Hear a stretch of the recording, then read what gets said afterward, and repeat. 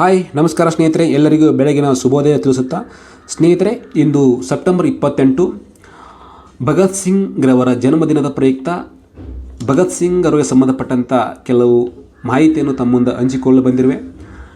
ಪಂಜಾಬಿನ ಪುರಸಿಯ ಕ್ರಾಂತಿಯ ಕಿಡಿ ಎಂದು ಹೆಸರಾಗಿದ್ದ ಭಗತ್ ಸಿಂಗ್ ಸೆಪ್ಟೆಂಬರ್ 28, 1907 ಪಂಜಾಬಿನ ಕೇತರ್ಕರ್ ಗ್ರಾಮದಲ್ಲಿ ಕಿಸಾನ್ ಸಿಂಗ್ ಮತ್ತು ವಿದ್ಯಾವತಿ ದಂಪತಿಗಳಿಗೆ ಮಗನಾಗಿ ಭಗತ್ ಸಿಂಗ್ ರವರು ಜನಿಸಿದರು.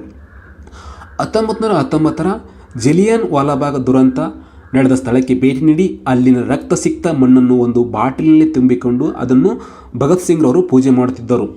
1925 ನವಜವಾನ್ ಕಿಸಾನ್ ಸಭಾವನ್ನು ಭಗತ್ ಸಿಂಗ್ ರವರು ಸ್ಥಾಪಿಸಿದರು. 1925 ನವಜವಾನ್ ಸಭಾವನ್ನು ಸ್ಥಾಪಿಸಿ 1927 ಭಾರತಕ್ಕೆ ಬಂದಂಥ ಸೈಮನ್ ಆಯೋಗವನ್ನು ವಿರೋಧಿಸಿ ಲಾಲಾ ಲಜಪತ್ ರಾಯ್ ಅವರು ಬ್ರಿಟಿಷರ ಲಾಠಿ ಏಟಿನಿಂದ ಸಾವನ್ನಪ್ಪುತ್ತಾರೆ.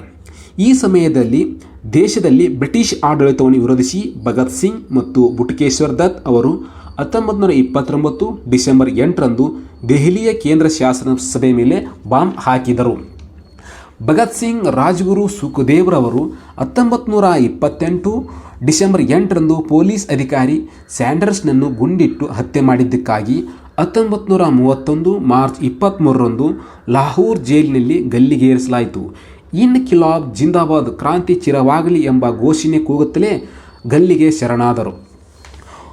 ಈ ದೇಶದಲ್ಲಿರುವಂಥ ನಾವು ಒಂದೇ ಮಣ್ಣು, ಒಂದೇ ಗಾಳಿ, ಒಂದೇ ನೀರು, ಒಂದೇ ದೇಶದಲ್ಲಿರುವ ನಾವು, ಆದರೆ ಈ ದೇಶದಲ್ಲಿ ಹುಟ್ಟಿದ ಜನ ಮಾತ್ರ ಒಂದೇ ಥರ ಇರುವುದಿಲ್ಲ.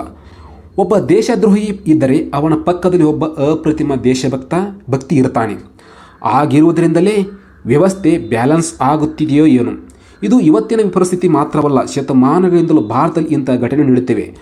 ರಾಣಿ ಚೆನ್ನಮ್ಮನ ಪಕ್ಕದಲ್ಲಿ ಒಬ್ಬ ಮಲ್ಲಪ್ಪ ಶೆಟ್ಟಿ ಇದ್ದ, ಸಂಗೊಳ್ಳಿ ರಾಯನ ಪಕ್ಕದಲ್ಲಿ ಒಬ್ಬ ಲಕ್ಕಪ್ಪ ಇದ್ದ. ಅದೇ ರೀತಿ ಆಧುನಿಕ ಯುಗದಲ್ಲಿ ನೋಡಿ, ಒಬ್ಬ ದೇಶದಾಗೆ ಒಳ್ಳೆ ಕಾರ್ಯ ಯಾರು ಮಾಡ್ತಾರಪ್ಪ ಅವನನ್ನು ಜಲ್ದಿ ಏನಾರು ಮಾಡಿ ಕೊಲೆ ಮಾಡ್ತಾರೆ. ಅದೇ ರೀತಿ ಭಾರತಕ್ಕೆ ಸ್ವತಂತ್ರ ದೊರಕುವ ಸಂದರ್ಭದಲ್ಲಿ, ದೇಶದ ಸ್ವಾತಂತ್ರ್ಯಕ್ಕೆ ಹೋರಾಟ ಮಾಡೋ ಸಂದರ್ಭದಲ್ಲಿ ಅವರನ್ನು ಬ್ರಿಟಿಷರಿಗೆ ಮಾಹಿತಿ ನೀಡಿ ನಮ್ಮ ದೇಶದವರೇ ಅವರನ್ನು ಬ್ರಿಟಿಷರಿಗೆ ಶರಣ್ ಮಾಡಿಕೊಟ್ಟಿದ್ದನ್ನು ನಾವು ನೋಡ್ತೇವೆ. ನೋಡಿ, ಸೂರ್ಯ ಮೂಲಗದ ಸಾಮ್ರಾಜ್ಯ ಒಂದು ಯಾವ ಸಾಮ್ರಾಜ್ಯ ಕರಿತೀವಿ ನಾವು?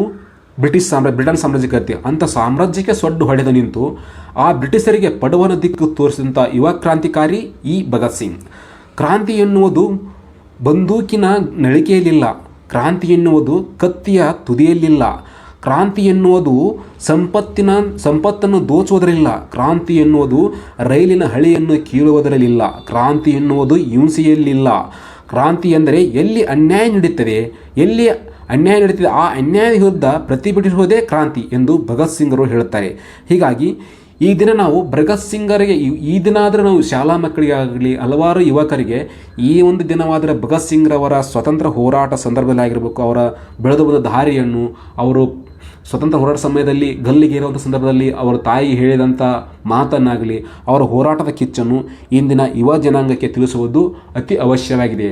ಇಂದಿನ ಯುವಕರು ನಾವು ಎಲ್ಲರೂ ಸೇರಿಯಾಗಿದ್ದರೆ ಮೊಬೈಲ್ ಮ್ಯಾನ್ಗಳಾಗಿದ್ದರೆ ಅವರಿಗೆ ದೇಶದ ಪ್ರಸ್ತುತ ಘಟನೆ ಆಗಿರ್ಬೋದು, ಆಧುನಿಕ ಯುಗದಲ್ಲಿ ಪ್ರಸ್ತುತ ಘಟನೆಗಳನ್ನು ಎದುರಿಸುವುದು ಹೇಗೆ, ಭಾರತ ಸ್ವತಂತ್ರ ಸಂದರ್ಭದಲ್ಲಿ ಎಂಥ ಸಮಸ್ಯೆಗಳನ್ನು ಎದುರಿಸಿದರೂ ಬ್ರಿಟಿಷರಿಗೆ ಸೊಡ್ಡು ಹೊಡೆದು ಹೋರಾಟ ಮಾಡಿದಂಥ ಕ್ರಾಂತಿಕಾರಿಗಳ ಬಗ್ಗೆ ಇಂದಿನ ಯುವ ಪೀಳಿಗೆ ತಿಳಿಸುವುದು ಅತಿ ಅವಶ್ಯವಾಗಿದೆ. ಓಕೆ, ನನಗೆ ತಿಳಿದ ಮಟ್ಟಿಗೆ ಭಗತ್ ಸಿಂಗ್ ಸಂಬಂಧಪಟ್ಟಂಥ ಮಾಹಿತಿಯನ್ನು ತಮ್ಮ ಮುಂದೆ ಹಂಚಿಕೊಳ್ಳಿ ಸ್ನೇಹಿತರೆ.